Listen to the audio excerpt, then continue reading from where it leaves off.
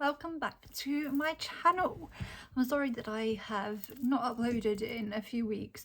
Went on holiday, which was beautiful, and then got a bit poorly. Story of my life this year, it seems, but I am back with a new video and new hair and a new background, so all the newness, and a new oracle card deck. So I actually got this delivered just before I went on holiday. I believe it was released, it was just before Easter, so mid-April. So I've had this deck for excuse me for a few weeks, and I wanted to see what I thought of it before I did a video on it. So if you don't know, if you don't recognise this deck already, this is the Earth Alchemy Oracle by jane-wright, and it is illustrated by Nikki Strange. I do have jane-wright's other oracle card deck, which I believe is called Animal Wisdom or Spirit Animal Wisdom or Spirit, something like that. It's a spirit animal deck and I love it. It's one of my favourite decks. So I was really excited when I saw that she was coming out with a new one, and this one is a combination of plants and crystals, which I thought was perfect. I love nature and I love crystals, so I had really high hopes for this deck. This is published by Watkins Publishing and retails at £19.99 in pounds. The box is nice, it's just kind of your standard box. Inside you do have a guidebook. The guidebook isn't actually my favourite. That is something I will start by saying. The information itself is perfectly good, perfectly fine. But look, if I open it up, can you see how this is the start of a new card? So like you've got, this is part of another card and then the other card starts here. So I don't love the new cards don't have their own fresh new page. I also don't love, sorry to start with negatives, but I also don't love that they're not numbered. So there is a contents page, but the contents page is not even alphabetical. So it's not alphabetical, it's not numbered. So it's quite hard to find the cards in the book, I find personally. And there's no pictures either, which is fine. I do prefer pictures, but it's fine without. It's difficult. It's a very text heavy guidebook. Once you do find your card, the information it gives is lovely. It's just, I don't find it user friendly particularly. So inside the box you have the cards. They are slightly smaller than the box, so they are in this like little indent. Is that the right term? I'm not too sure. The cards are smaller than your average oracle card deck. I would say they are bigger than like a Rider-Waite tarot deck, but they are smaller than your average oracle card deck. I actually really like the size. I find them a nice kind of size for my hands to hold. I'm quite a clumsy shuffler, so I like the fact that they're a bit smaller. For me, I like the material. It's kind of it's gloss but not super glossy. It's fairly thin, but it's still, you know, you can see it's not really flimsy. I like it. I like the cardstock. I like the size. I like that it's a bit different, easy to hold. In terms of the back of the card, the backs look like this, quite pretty. The artwork on the cards itself, as you'll see, I'll give you a bit of a run through, but the artwork is beautiful. I think I did expect a little more, I feel like I'm being really critical. I did expect a little bit more detail to it in terms of, I don't find that I pick up much just looking at the cards. I really do need the information from the guidebook, or if I don't want a really in-depth reading, it is really useful because it does have keywords at the bottom, and that is something I love. I love the keywords at the bottom, which I'll give you examples of. That makes it easier to read when you look at the card. But if you're just basing it off the artwork, I don't feel like the artwork gives you too much information. But maybe it's one that you kind of need to meditate with more. not really like, oh, I'm just going to quickly pull this card. What is the picture telling me? It's more, okay, I'll quickly pull the card. What are the words telling me? And then if you want to go more in depth, you would read the guidebook, or perhaps do like a little meditation visualization where you're kind of really looking at the image and seeing what comes through to you then. So yeah, so the artwork itself is beautiful. I am just very glad that you have the keywords at the bottom to make it easier to read quickly, and I love that fact. That's one of my favorite things oracle cards can have, so I love that. So I will just run through them with you. I will say, when I have used them, although there are elements I don't love about this deck, as I've said, the messages they give seem to be really accurate. I really enjoy using them. I find it very warm and nurturing. I really do like the deck. It's just got some things which just niggle me a bit. So I wouldn't say it's one of my favourites, but I do really love it. I'm glad I got it. So we've got Secret Garden, Sacred Space. I won't read all of the captions. I'll just read some of them so you can get a gist. So it says, Secret Garden, Sacred Space, cultivate your space, inner beauty and self-care. The Empress Tree, catalyst for change, clarity, freedom and unbinding. Mama Cacao and Rhodonite, heart opening, heightened sensitivity, unifying, high on love. So in pretty much every card, not every card as you'll see, but in pretty much every card you have got a plant and a crystal. Some of them are, like these first two, are just kind of naturey. It is not a crystal based, but most of them are, like, you've got petalite here, cosmic downloads, higher heart healing, see the bigger picture. Aquamarine and white lily, go with the flow, divine mother, can't pronounce that word, Shekinah flow, detach. So most of them are crystals and plants. Garnet and lady's mantle, azurite and orchid, the green man and moss agate, citrine and dandelion. So some of them I prefer, like I really do like this where it's really clear, the plant and the crystal. Rose quartz and olive tree, amethyst and passion flower. I do think that crystals and plants lend themselves really well to each other. Obsidian and hellebore, sorry if I'm mispronouncing. Jade and pink lotus. The diamond ray. Blue kyanite and honeysuckle. Apophyllite and elemi, I think is how you pronounce it. So then again, you've got another one that isn't actually a plant. You've got crystal dragon. And I don't love when decks do this myself. I think that's me. I'm a bit pedantic, so if I've got a deck that says it's about nature and crystals and then there's something like a crystal dragon, I know it's crystals, but it's like, this is a plant and crystal deck. It just bothers me personally.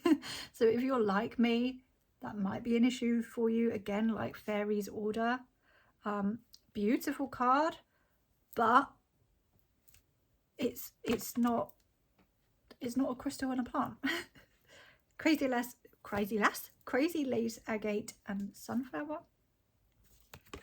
Diamond Heart Seed Crystal. Selenite and Willow Tree. Lava Stone and Red Hot Poker. Lilac Spirit Quartz. Green Epidote and Star Jasmine. Oh, I nearly threw them everywhere. Stromatolite and Fern. Presley Bluestone. Candle Quartz and Bleeding Heart. Fuchsia and Feldspar. I love this one. Again, isn't actually a crystal, but I just like mushrooms, so it's mushroom magic. Actually, I say I like mushrooms. I hate the taste of mushrooms. I like the appearance of mushrooms and toadstools. They're pretty. Dioptase and Larkspur. Amber and Dawn Redwood. Sanctuary of Light and Mugwort. Ethiopian Opal. Astrophyllite and Ginkgo. Whoops. Man down. Pink Chalcedony. Sorry, you just got a shot of my messy bed that I've not made.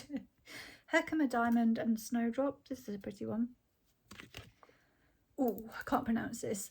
Fulgurite and Rose Bay Willow Herb. Septarian Nodules. Crystal Grid.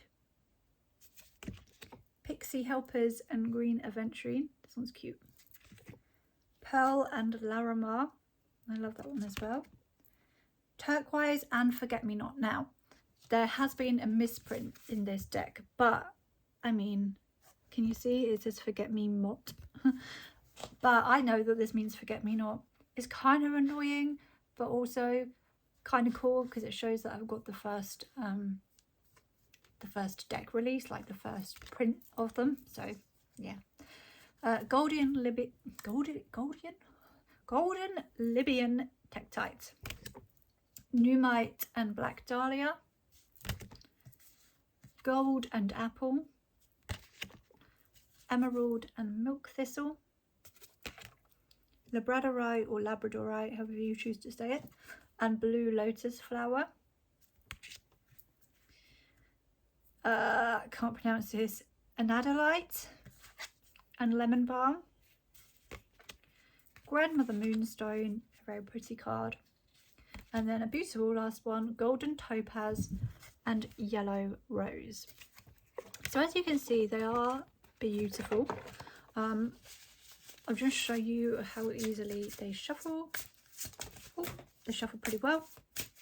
I'm going to say that that will be our card that we'll use for an example. So the card is Crystal Grid, Focus, Create with Intent. So in the guidebook, I'm going to go to the contents page, and we'll see how quickly I can find it. So Crystal Grid is on page 91. So you can see, like, that was not, it wasn't hard. Oh, it's a really bad card to give an example of because it's a really short one. Maybe I'll pull another one because it's just a really short one for some reason. I don't know why. But as you can see, it wasn't that hard to find it in the book. I just would prefer if it had a number or something like that. Okay, so this one we wanted to pop out. So we've got Secret Garden, Sacred Space, Cultivate Your Space, Inner Beauty, and Self-Care. So again, we'll just find it in the book, see how long it takes us. It's the first one, so that's nice and easy. I forgot to say that the book does give information as well. So it gives you a little ceremony that you can do to awaken the magic of the deck, which I must admit I haven't done. It gives you information on working with the medicine of the deck, and it does actually say here the importance of going into the card. It says you can embody the energy of the cards by visiting the scenes depicted in them. Take some time to gaze at the image on the card, close your eyes and visualize it in your mind's eye, letting it grow until it fills your inner sight. Begin to feel the surroundings, smell the scents, hear the sounds, see the colours. Step into the scene and begin to explore. Go within the crystal, hold it, touch it, and talk to the energies. Touch the crystal or plant, hold it, talk to them. The medicine it weaves is brought forward with the highest good. Be open to asking them questions and then ask for their gifts and time. So it is kind of what I said about you don't get loads just looking at the image, but I feel like you would get more if you spent time kind of meditating on it. And that's actually what the book suggests. So that's quite good. And then it gives some card layout examples. And now we're on to the Secret Garden card. I'm sorry if the lighting keeps changing. It's sunny and then it's not. The weather cannot make up its mind today. So this card is an invitation and key offered by the Fae to access deeper healing. The pathway has been opened. There is healing waiting to be seen, a release waiting to happen. You have to take time out to be with it fully. High vibrational currents move through, and your body needs to reach a space where it can shed and release. This is being facilitated for you. All you need to do is take time to sit in your heart and commit to it. The elementals are inviting you to build your own safe space. Here you heal with them. It's important to create a space that you hold, that you can visit and speak to your guides in. You are planting seeds of light and creating a very held space to sit in and heal. There are many spaces in the high octaves of light we can sit in and heal and recharge. This secret garden is not outside of you on another plane. It's actually within you. If your heart was a garden, what flowers would you grow? What seeds of light would you plant? We are shining a light on your inner beauty at this moment. And so that is that card. If you had a card that had a crystal in it, you would have, like this one for example, Pearl and Larimar. You would have information on the Pearl, and then you have information on Larimar. So just to show you that. So it breaks it into two. When there is a card that is one of those ones that isn't really a plant or a crystal, it just gives you an overall meaning. So that is the deck. Like I said, I feel like I've been quite critical of it, but I think that's just because I have so many oracle card decks and I just know what I love and what I miss if a deck doesn't have, and it's just those little things that really do make a difference to me. But overall, I do like it. I think it's nice. Like I said, it's not my favourite, but I do like it. If someone said to me, would you recommend me getting it? I'd be like, sure. If you like plants and you like crystals, it's a lovely deck. Like I said, it does give accurate messages, I find. Yeah, I don't really know what else to say. It's not groundbreaking, but it's beautiful. It's nice. It fits nicely into my collection. Doesn't bring anything crazy that I don't have, but it is. It's nice. It's nice. I don't know what more to say about it really. If you do have it, I would be really interested to hear your opinion on it. What are your thoughts? Do you like it? Do you wish there was some changes? How do you find, if you have her original deck with the spirit animals, how do you find it compares to that? Yeah, let me know. And if you did like this video, please do, sounds cringy, but please do like and subscribe, because it really does help me out. And I will see you in the next one. Bye.